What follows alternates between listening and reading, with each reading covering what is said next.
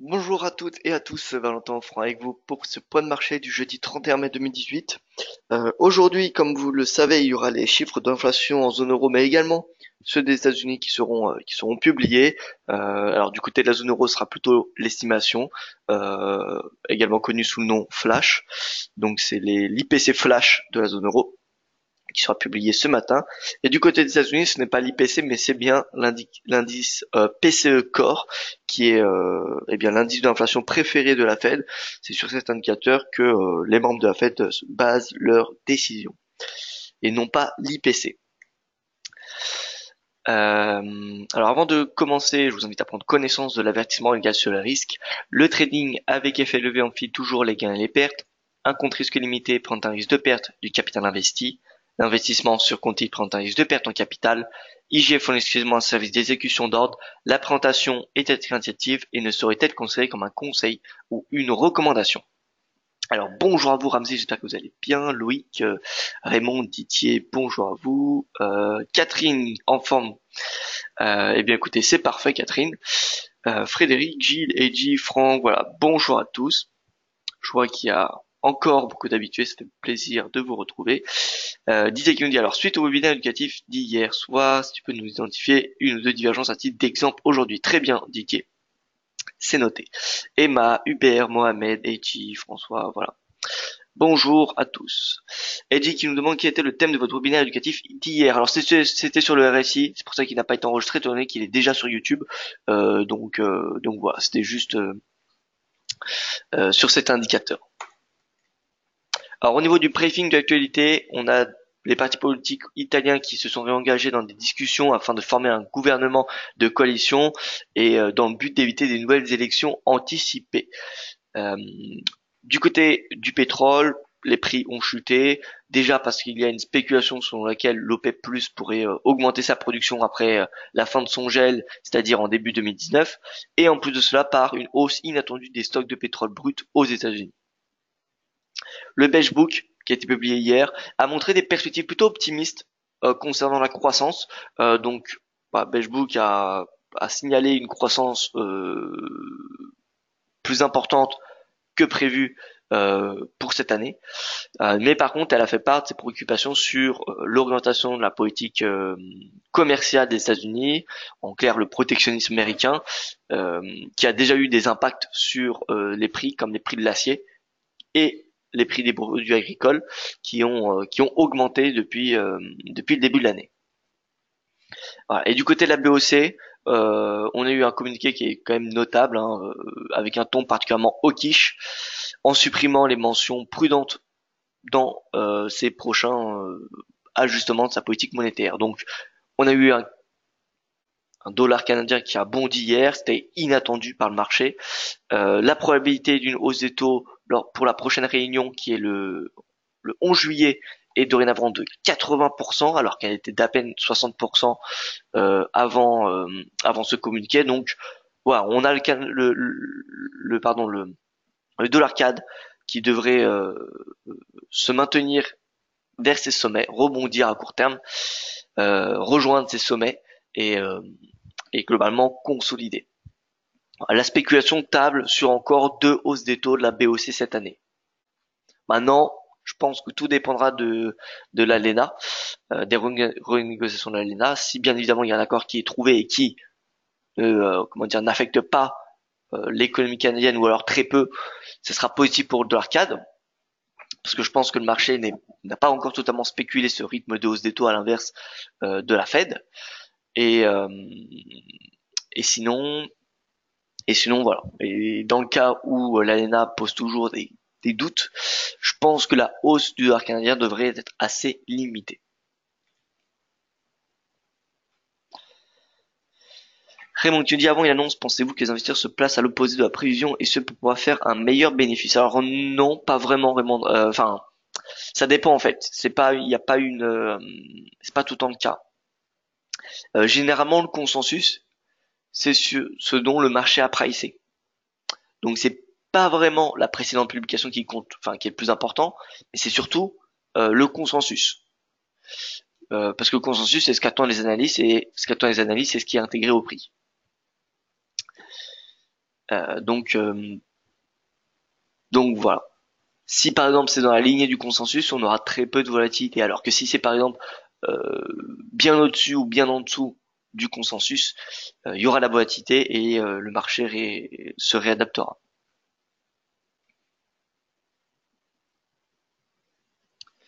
Raymond qui dit alors par exemple aujourd'hui pour les annonces, alors on va voir ça dans un petit instant, avis euro-dollar, dit qui nous dit les indices européens n'ont pas l'air de prendre en compte les taxes qui veut mettre Trump sur l'acier et l'aluminium.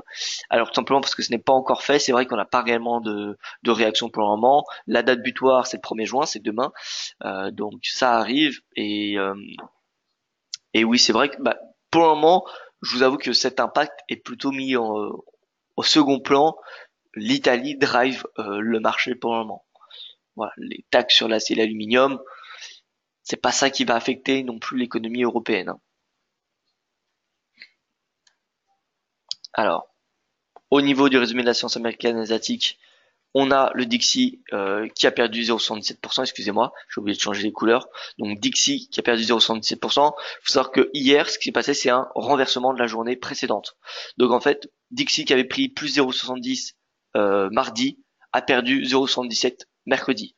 Le Dow Jones, c'est pareil, alors qu'il perdait plus d'1% mardi, il en a pris plus d'un hier, etc., etc. S&P c'est pareil, le Nasdaq était le seul indice positif mardi, c'est celui qui sous-performe mercredi. Tout simplement parce qu'on a eu un rééquilibrage, on a eu voilà, un rattrapage, un retracement de la chute qu'on avait eu mardi suite aux inquiétudes sur l'Italie. Ce matin, on a le yen qui gagne du terrain, le gold, le Nikkei et le Hang Seng également. Donc c'est euh, voilà, plutôt de l'appétit pour le risque. On a les inquiétudes en Italie qui diminuent. On le voit avec le spread italien, qu'on va voir dans un petit instant. Calendrier économique, donc IPC Core, la zone euro attendue en hausse à 1%. Ce qui est le plus important, au-delà de l'estimation de l'IPC de la zone euro, étant donné que voilà, la hausse de l'inflation est probablement due au cours de pétrole.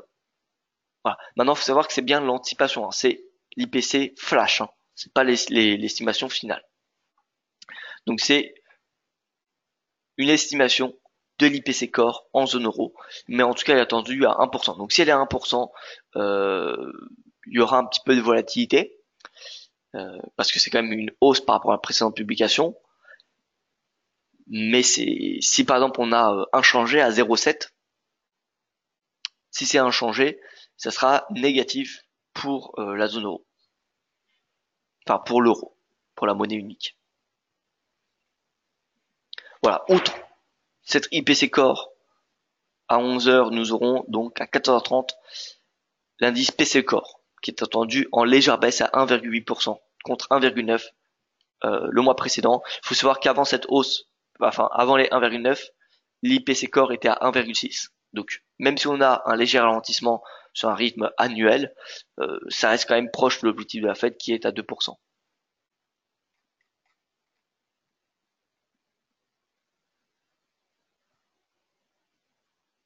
Alors Edgy qui me dit 20 hein, pour chaque webinaire le matin, êtes-vous en improvisation ou préparez-vous votre analyse à l'avance? Alors moi mes analyses techniques quand c'est sur les graphiques, quand c'est sur les plateformes, non, je ne regarde pas, enfin je regarde deux trois graphiques, mais non je regarde pas tous les graphiques étant donné que voilà, je sais globalement ce qui se passe et voilà, il y a pas étant donné qu'on est beaucoup sur le graphique journalier, il n'y a pas vraiment, enfin il va pas avoir des changements majeurs.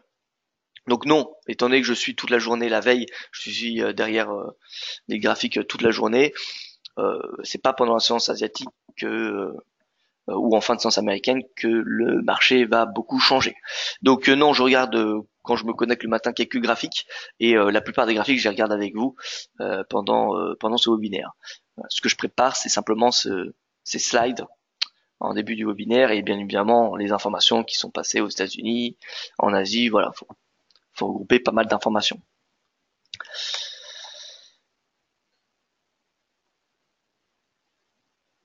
Voilà, donc les renversements, c'est bien vu sur les devises, oui, et même sur les indices, hein, si on regarde des indices, c'est pareil, hein, on a eu des renversements hier. Alors,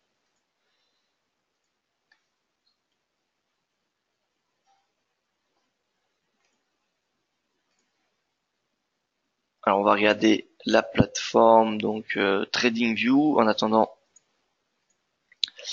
que la plateforme ProRealTime s'ouvre, étant donné que j'ai eu un petit bug à l'ouverture au démarrage de ce point de marché, enfin de ce webinaire. Voilà, donc nous allons commencer par ces index. On peut voir que on a le yen qui se détend. Finalement, on avait une hausse de plus 0,20% il y a encore 20 minutes et dorénavant plus que de 0,10%. Le NZD qui en gagne 0,12 après une belle hausse hier, mais le NZD, vous voyez, il commence à réintégrer ce range dans lequel il évoluait pendant tout le long du premier trimestre, même les 4 premiers mois de l'année. Donc on a une réintégration, si on a un franchissement de cette résistance, ce sera un signal haussier pour le NZD. Pour ce qui est de l'AUD, alors, pour ce qui est de l'AUD, toujours du mal à progresser. Vous voyez que la moyenne mobile à 20 jours fait office de support. On n'a pas vraiment de direction sur l'AUD index, donc on le met de côté. L'AUD, comme vous le savez, réagit directement à l'évolution des discussions commerciales entre les États-Unis et la Chine. Et pour un moment, étant donné que on a un regain d'incertitude, l'AUD est de nouveau sous pression. L'euro rebondit depuis hier. En même temps, on a eu, vous voyez, cette forte baisse et surtout depuis le début de la semaine. Donc c'est normal qu'on a ce rebond technique. En plus de cela, l'euro était sur un support majeur, était sur un prix de clôture mensuel. Et si vous regardez le graphique mensuel, ce niveau de prix correspond au plus haut de 2015. Donc, au retour sur les plus hauts de 2015, le cours qui rebondit dessus, en plus ça correspond à 38% de retracement de cette tendance haussière de l'euro. Donc c'est normal qu'on a un rebond technique. Maintenant, de là à dire que l'euro est dans une tendance haussière, je ne pense pas. Je ne pense pas, et d'ailleurs, même s'il rebondit sur un 15, comme on va le voir dans un petit instant, c'est pas le moment de rentrer long. Le GBP, tout comme l'euro, il se ressemble beaucoup, hein, l'euro et le GBP à court terme, en fait, depuis le début de l'année, sauf que le GBP a quand même un momentum baissier, je dirais, moins important que celui de l'euro. Voilà, la volatilité est beaucoup plus faible. D'ailleurs, il me semble qu'il y a le Pound VIX qui existe.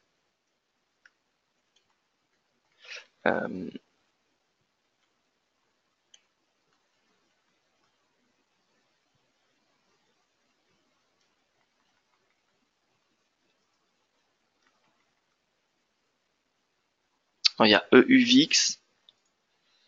Non, je pense qu'il y a le Pound VIX.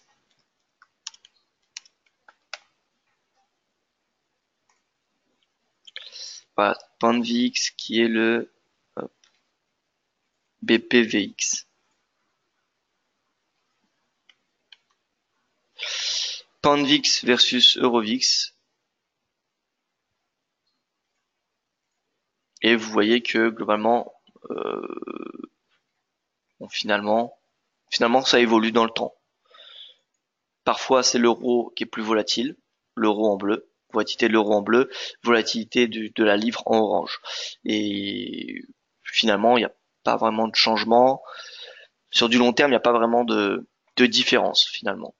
Je pensais que en ce moment l'euro était plus volatile, mais on peut voir que bon, à part depuis quelques séances, ce qui est normal avec l'Italie, mais finalement pas depuis le début de l'année.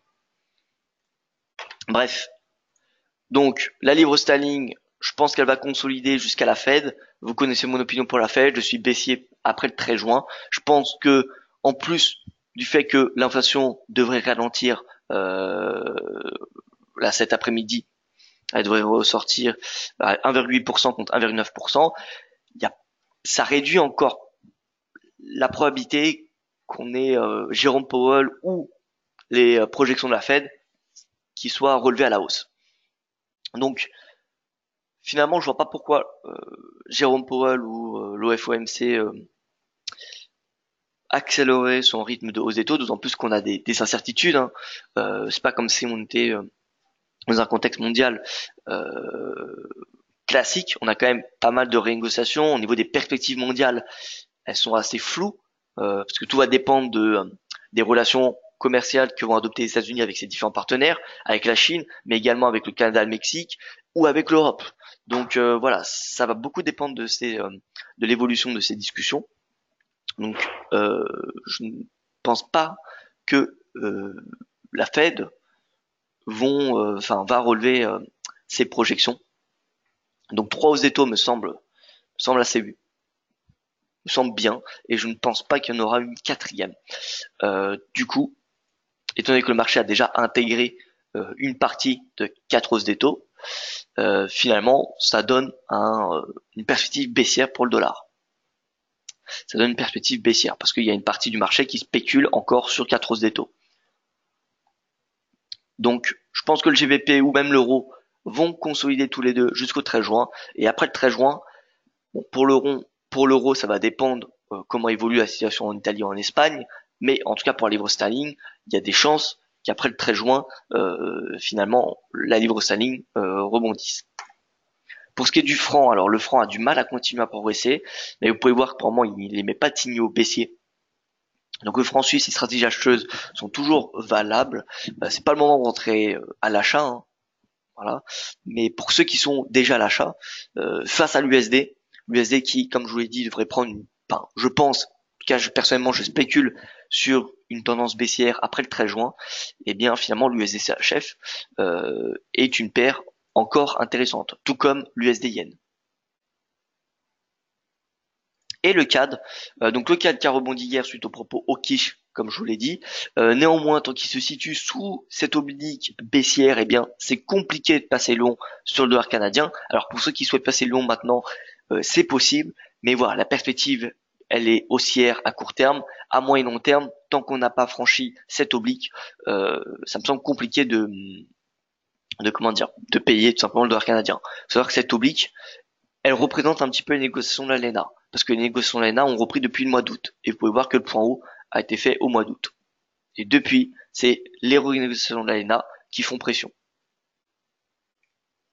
Donc voilà, si on a un breakout de cette trendline, ce sera symbolique, et on pourra anticiper un retour au plus haut de 2017. Mais en tout cas, le dollar canadien, au vu du discours hawkish, je pense qu'il n'est plus le moment de passer à la vente. Et donc USD CAD aux alentours des 1,30, ça se vend.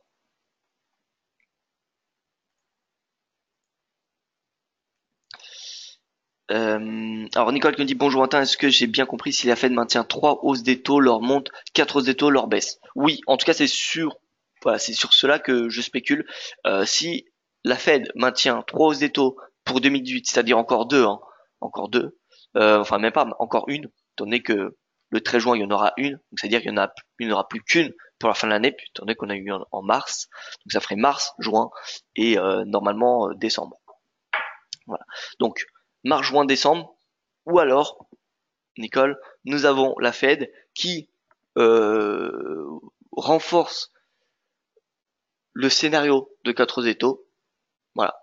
Et dans ce cas-là, étant donné que ça n'a pas été pricé, étant donné que c'est pas le scénario privilégié par le marché en ce moment, on aura bien évidemment un dollar qui va s'apprécier et donc l'or qui va baisser, tout comme l'euro ou la livre sterling.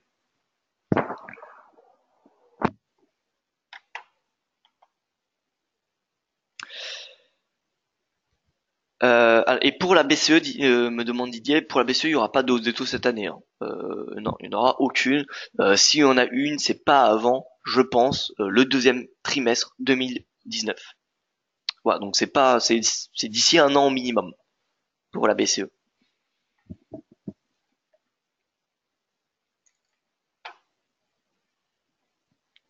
Alors, je passe sur les paires majeures. Paires majeures, on se met en journalier.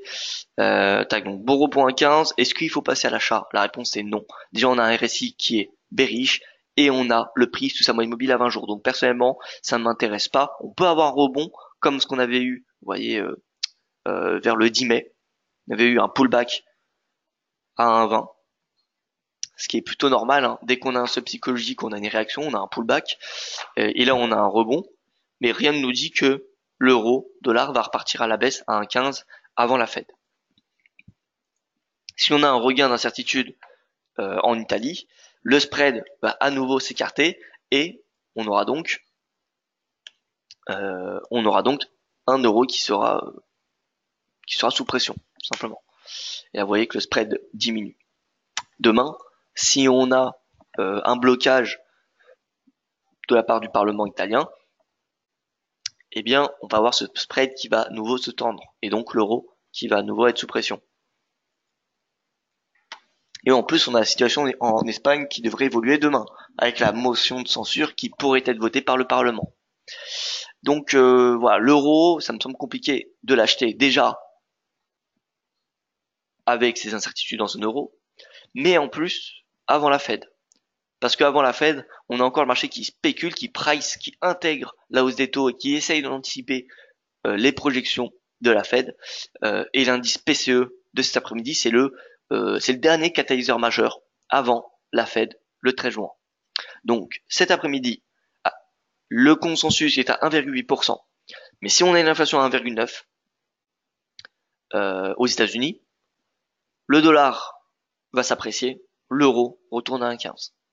Et à l'inverse, si on a finalement un indice PCE qui est moins bon que qui est inférieur au consensus, c'est-à-dire imaginons 1,7 voire pire 1,6, dans ce cas-là, on aura un euro qui va revenir chercher les 1,1750 en intraday.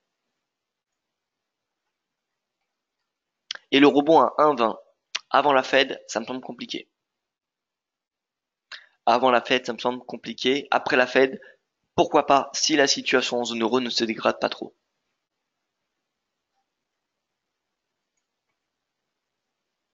Voilà, maintenant techniquement, la question qu'il faut se poser, c'est est-ce qu'on a des signaux bullish? Moi, je n'en vois qu'un seul. C'était cet avalement haussier. Voilà, hier, on a eu un avalement haussier sur un support psychologique. C'est un signal bullish. Maintenant, outre cet avalement haussier, le RSI, il n'y a pas de divergence. Il est encore bearish. Le prix sous sa moyenne mobile à 20 jours. Donc voilà, c'est à vous de voir si vous voulez payer cet avalement haussier. Mais voilà, personnellement, ça me semble, je dirais pas risqué, mais trop compliqué la situation actuelle pour trader l'euro-dollar. Autant se mettre sur l'euro-yen. Voilà, l'euro-yen me semble beaucoup plus intéressant. On attend le rebond pour vendre l'euro-yen et encore l'USD-yen. Vous voyez que l'USD-yen c'est encore mieux. Voilà, 110 c'était la résistance, enfin le prix d'entrée pour passer à la vente, pardon. Dorénavant, on a un RSI qui est bearish, on a un prix sur moyenne mobile à 20 jours. Actuellement, il consolide vers 108,50, mais la tendance, pour moi, elle est baissière. Elle est baissière et voilà, personnellement, j'envisage un retour de l'USD Yen à 105 d'ici un petit mois et même les 103, on va dire, d'ici la fin de l'été. Concernant l'USD-CHF, c'est pareil. L'USD-CHF, il est en légère baisse, il est sous pression à cause du franc, et en plus, cette baisse devrait s'accentuer après la Fed. Donc, l'USD-CHF, moi, ma perspective, mon scénario, mon objectif, il est baissier jusqu'à 0,95 à peu près. Le GBP, donc, consolide, enfin, rebondit légèrement après avoir touché les 1,32. Touchette 1,32, est-ce que nous avons une divergence? Non, nous n'avons pas de divergence. Nous n'avons pas de divergence parce que si on étend, vous voyez, cette oblique, eh bien, elle est orientée à la baisse. Ce qui veut dire que les creux sont de plus en plus bas. Donc, nous n'avons pas de divergence ici. Donc, il faut que j'en trouve une ou deux pour Didier. Donc là, GBP USD, que faire? Je pense que le dollar n'a pas dit son dernier mot avant la Fed. Donc, je ne vendrai pas le dollar trop rapidement. À part face au yen ou au franc, mais c'est le cas maintenant depuis une ou deux semaines, il me semble.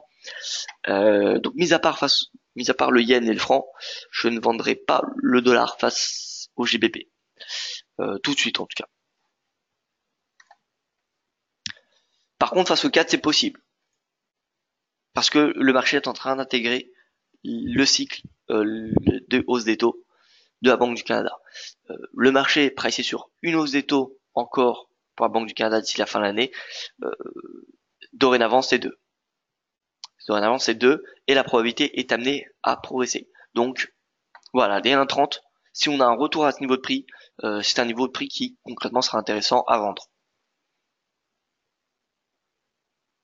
Donc plutôt une perspective baissière sur du moyen long terme, cette USD CAD, et au final un retour vers 1,24 à 25,50 me semble tout à fait possible. C'est d'ailleurs ce que Morgan Stanley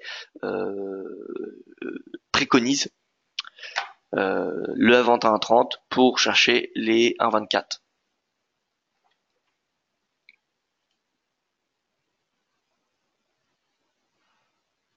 Bon, l'AUD USD, je ne regarde pas beaucoup parce que voilà, vous voyez que la configuration n'est pas très intéressante.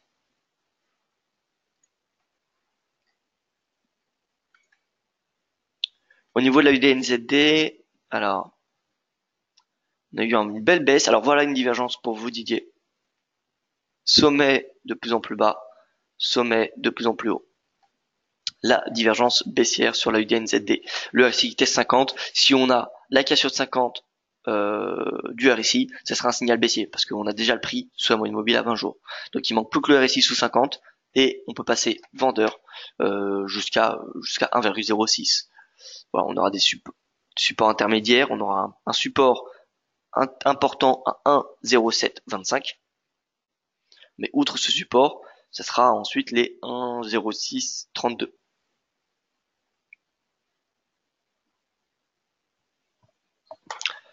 Le GBP Yen. Donc le GBP Yen, toujours sous pression. Toujours sous pression ce GBP Yen. Alors est-ce qu'il faut passer long? Non. Honnêtement, le GBP Yen, c'est à mon avis pas une paire qui va être très intéressante. L'aversion au risque, en tout cas l'aspect de diversification va quand même pas mal dominer cet été.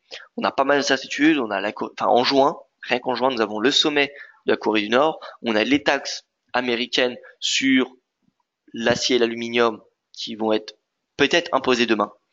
Ou en tout cas, on va avoir une annonce à ce sujet demain. Peut-être également sur les voitures importées aux États-Unis. On a également les relations commerciales États-Unis-Chine.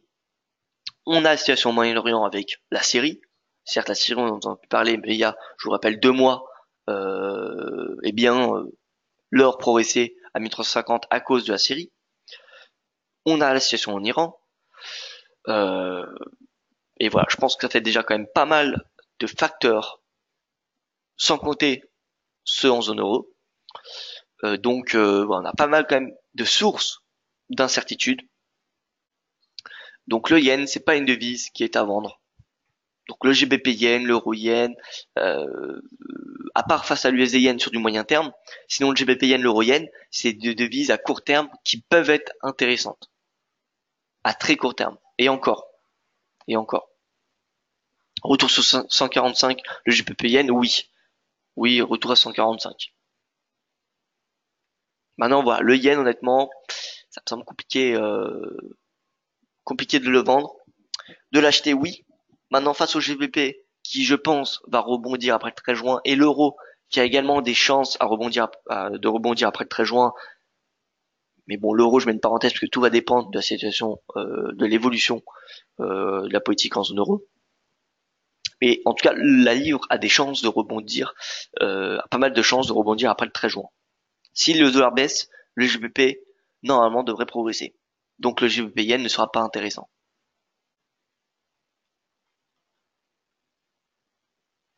Pour le moment, il y a 2 devises qui peuvent être vendues. C'est l'AUD et le dollar pour du moyen terme, pour du moyen long terme. Pourquoi l'AUD? Parce que l'AUD finalement, il n'est pas baissier, mais il n'est ni haussier. En fait, il est en range. Et à mon avis, les discussions entre les États-Unis et la Chine vont prendre pas mal de temps. Au vu des discussions avec sur la LENA, je vous rappelle, ça fait depuis l'été dernier, depuis le mois d'août, que les États-Unis, le Mexique et le Canada renégocient la LENA. Donc, j'ai du mal à croire que ces négociations entre les États-Unis et la Chine vont aboutir en 2 mois. Je ne serais pas surpris si finalement on se retrouve en novembre-décembre et qu'on soit toujours dans cet épisode. Donc finalement, la UD devrait rester sous pression quand même pas mal de temps. En tout cas, tant qu'il n'y a pas de concret, la UD peut se vendre. Pas parce que il va être pas pour spéculer sur une baisse de la UD en elle-même, mais parce que finalement, c'est une devise qui devrait consolider. Donc face à des devises haussières comme le yen, comme le CHF à court terme, ou comme le CAD, ça peut être intéressant.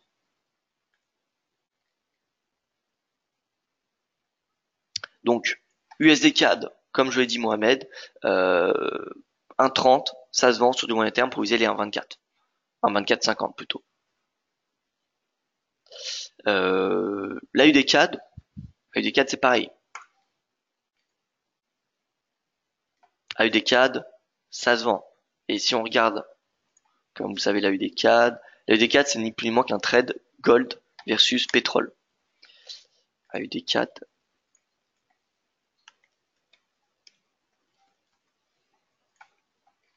Gold pétrole, force relative.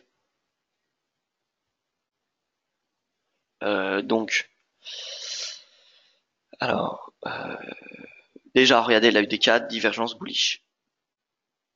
Divergence haussière. RSI, creux, de plus en plus haut, et prix creux de plus en plus bas. Donc, AUD CAD, après la Fed, je pense que le gold va progresser jusqu'à 1350 avec la baisse du dollar. Donc, le gold devrait soutenir l'AUD, et donc, oui, l'AUD, pardon. Le CAD, de son côté, corrélé à l'ALENA, à la BOC, enfin aux décisions de la BOC et au pétrole. Pétrole, perspective plutôt mitigée, je vous avoue, pour ces prochains mois, parce que je le trouve quand même assez élevé. Il n'y a pas eu de phase de respiration. Maintenant, la tendance n'est pas baissière, donc le short est assez risqué.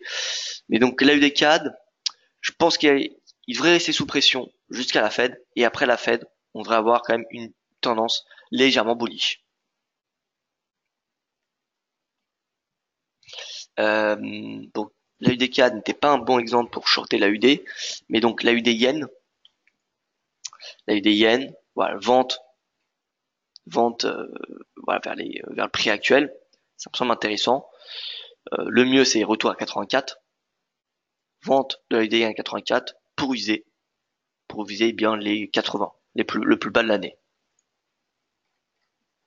Pareil, 4 CHF, 4 CHF, pas très intéressant à court terme, parce que le franc est assez fort, même s'il progresse pas vraiment ces 2 dernières séances, il reste quand même assez fort depuis le début du mois. Et le CAD, bien, il rebondit depuis hier. Donc 4 CHF. Alors oui, je vois ce que vous voulez dire. Est-ce que finalement faut clôturer le trade vendeur 4 CHF? Pas tant que le RSI est en dessous de 50. S'il évolue au-dessus de 50, oui, dans ce cas-là, 4 CHF, on pourra le mettre, le short 4 CHF, on pourra le clôturer. Mais il y a encore une chance qu'il reparte à la baisse tant que le RSI est sous 50. Donc, patience, tout devrait se jouer aujourd'hui ou demain. Voilà, on passe aux indices.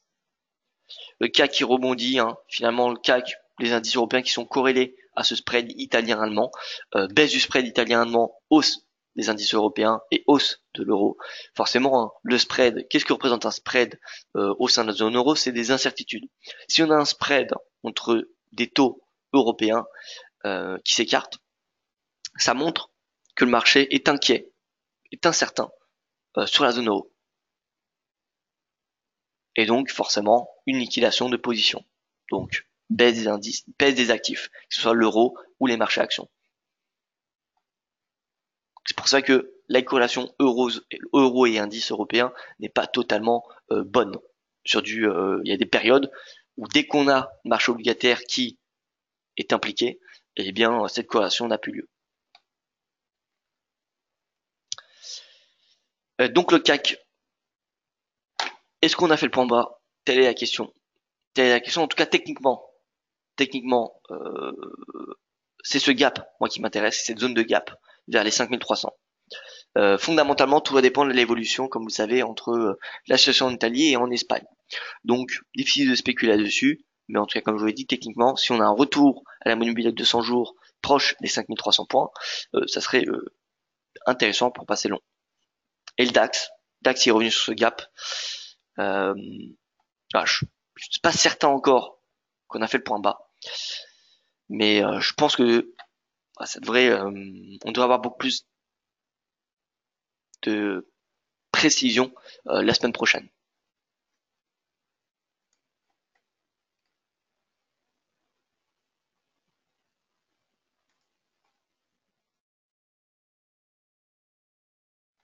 Alors le FTSE c'est pareil, même orientation, hein.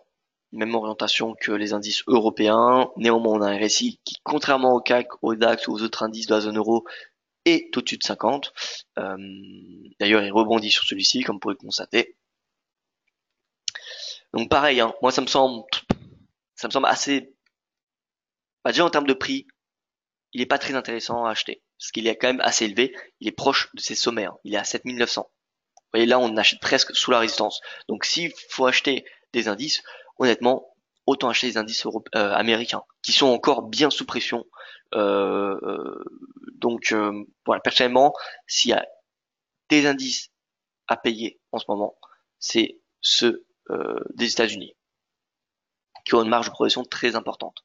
Donc le S&P à ce niveau de prix, je trouve que ça se paye bien pour viser les plus hauts. Donc ça, c'est pour du moyen long terme. On aura une résistance intermédiaire à 2800, mais il n'y a pas encore vraiment de raison que le S&P baisse sous les 2900. Bien évidemment, tout dépendra de l'évolution des négociations entre les États-Unis et la Chine. Parce que vous pouvez voir que le marché, finalement, il y a eu le flash crash qui a impacté les indices mondiaux. Mais finalement, à l'inverse du CAC qui était revenu à ses sommets de l'année, les sommets de l'année même dépassés, ce qui empêche Wall Street de progresser, c'est les incertitudes concernant le commerce international des États-Unis. Euh, donc, euh, donc voilà. Pas seulement entre les États-Unis et la Chine, hein, mais également l'ALENA et potentiellement avec l'Europe. Et en plus de cela, on avait eu la baisse de l'euro et de la livre qui a permis aux investisseurs de se rapatrier sur la zone euro et enfin en Europe globalement. Maintenant, c'est plus le cas, étant donné que on a des incertitudes. Donc, on pourrait avoir un flux vers les États-Unis euh, au mois de juin.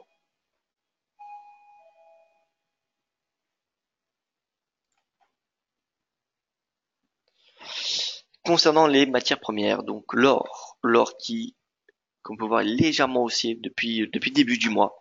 Le RSI qui est également orienté à la hausse, il n'est pas encore bullish, mais vous voyez qu'il est proche 50. Si le RSI franchit 50 et que le prix franchit la moyenne mobile à 20 jours, on aura déjà deux signaux bullish. On aura deux signaux aussi. En plus, on a la moyenne mobile à 200, qui n'est pas très loin. Donc voilà, l'or, tout va se jouer également aujourd'hui, enfin en tout cas d'ici la fin de semaine. Et vous connaissez mon opinion, il est plutôt haussier pour le mois de juin. Brent brut ont bien rebondi hier, ont bien rebondi. Alors, il me semble que j'ai écrit chute dans le briefing au début du webinaire, erreur de ma part. Donc rebond hier des cours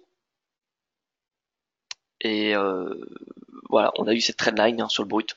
Vous voyez, l'analyse technique est particulièrement puissante quand même, parce que malgré le fondamental, on a quand même une belle réaction du marché sur les points techniques. Donc là, on a une oblique qui a eu 4 points de contact. Là, le rebond, je pense qu'il peut se faire jusqu'à 70 $ pour ce qui est du brut. En fait, tant que cette oblique est sauvegardée et que le prix est proche de celle-ci, le biais il est plutôt positif. Maintenant, si on a le franchissement de cette oblique, ça remet en cause cette tendance haussière et même plus globalement celle-ci. Donc, on prendra le point bas, le point haut, et là vous voyez qu'on pourra viser cette zone de prix, voire même 60 $.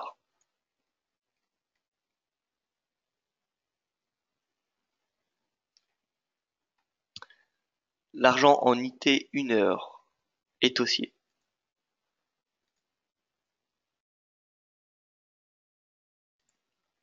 Alors oui, hausse de l'argent, faut savoir que l'argent est corrélé à l'or.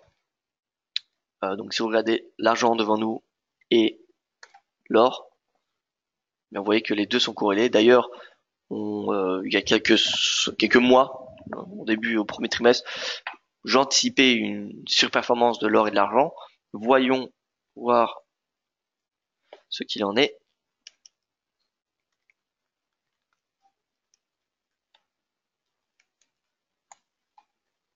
Voilà donc, surperformance de l'argent depuis avril finalement, depuis début avril. Vous voyez que la force relative or argent est baissière, en tout cas une orientation baissière, ce qui veut dire que nous avons une surperformance de l'argent. Et là, d'un point de vue technique, en hebdomadaire, on a une divergence baissière et en mensuel également. Ah non, pas en mensuel, excusez-moi.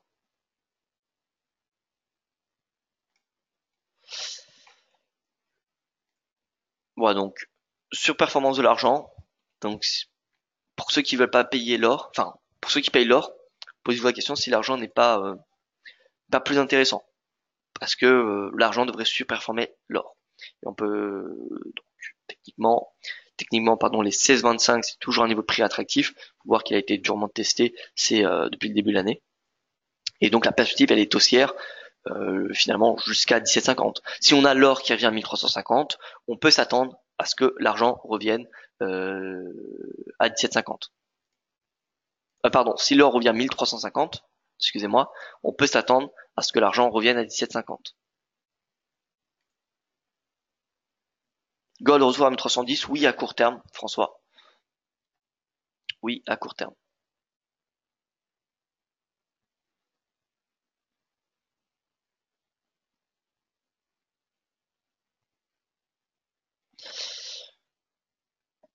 Hubert qui nous dit pourquoi les intérêts à la vente sont beaucoup plus élevés qu'à l'achat sur l'USDN. Alors déjà, ça dépend des banques centrales, ça dépend aussi de la position achat ou vente. Donc faut regarder de toute façon tout le détail sur CTG, hein, vous aurez tout le détail. USD Yen. Et là vous avez les frais. Oula. Vous avez les frais donc. Alors c'est pas mal ces genres de.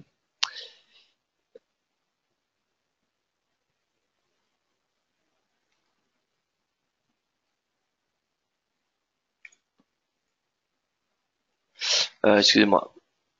Donc pour avoir les frais vous allez les trouver le fonctionnement.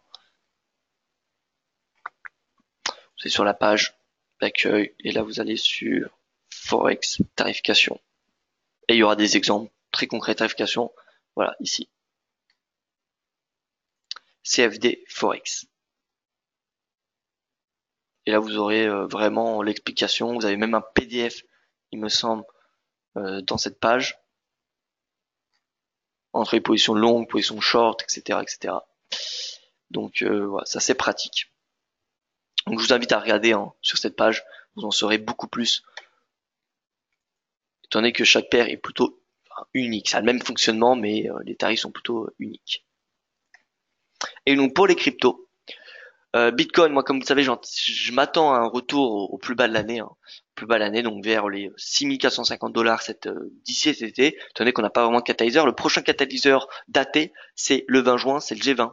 Le G20, comme vous le savez, se réunira en Argentine et, euh, et pour discuter également de la régulation sur les crypto-monnaies.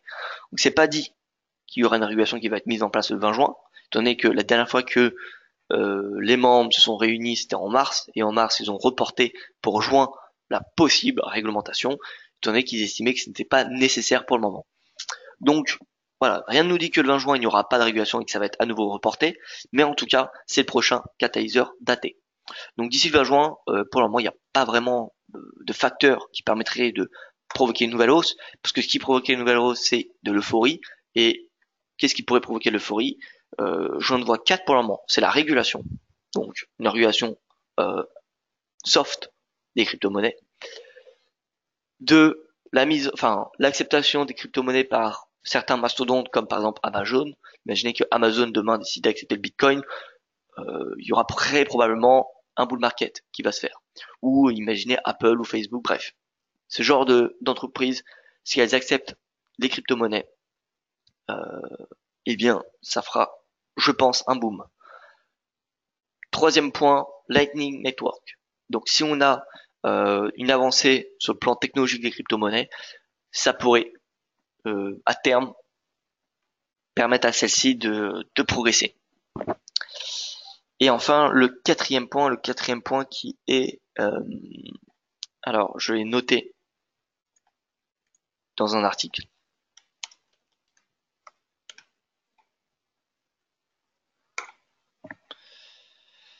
Euh, voilà, les plateformes d'échange, vous même plus faire parce qu'aujourd'hui, vous le savez, il y a deux façons de traiter les crypto-monnaies. Soit vous passez par des plateformes d'échange, ou soit vous passez par des CFD. Les plateformes d'échange, elles sont avancées technologiquement, mais le problème c'est qu'elles manquent de sécurité. Or, les CFD, il n'y a pas ce risque. Faut savoir que quand vous tradez les cryptos par CFD, eh bien, c'est le broker qui prend le risque, qui se couvre sur le marché réel. Donc, vous n'avez pas de risque de perdre vos bitcoins parce qu'ils sont garantis par le broker. Donc, voilà, vous n'avez pas de risque de vous faire hacker ou de perdre vos cryptos si vous tradez les cryptos par CFD. Si vous tradez via les plateformes, donc si vous achetez vraiment la crypto, eh bien vous la possédez, elle est à votre nom, mais c'est vous qui devez la garder. Et le risque de hackage, si vous sauvegardez, si vous laissez vos cryptos dans votre portefeuille d'une plateforme d'échange, si la plateforme d'échange se fait pirater, il est possible que le hacker parte avec vos cryptos. Ce n'est pas le cas, hein. Enfin, ça n'a pas été vu énormément de fois, mais chaque année, on retrouve une plateforme d'échange qui se fait pirater plusieurs millions de dollars de crypto.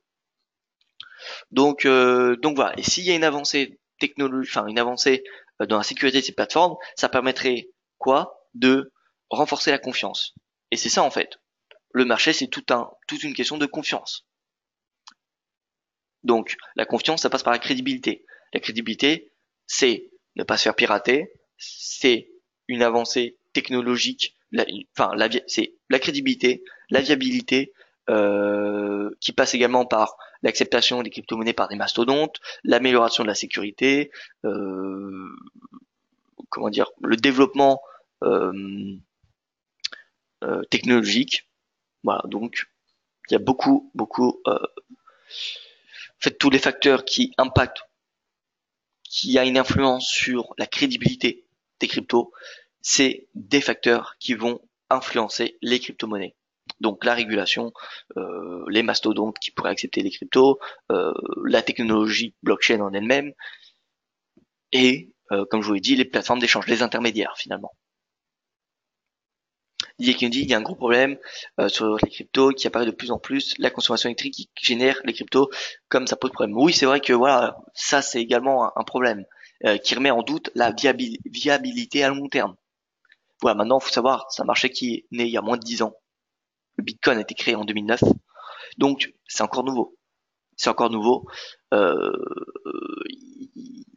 donc il y a encore pas mal d'avancées, pas mal de travaux à effectuer. Donc oui, il y a encore pas mal de choses à reprocher aux cryptos. Mais c'est vrai qu'elles ont aussi pas mal d'avantages. Mais tout n'est pas noir et tout n'est pas blanc, malheureusement. Enfin, malheureusement et heureusement. Euh, donc voilà. Écoutez, je pense qu'on a fait un bon tour du marché. En tout cas, un tour complet. On a parlé des cryptos, des indices, du forex, voilà.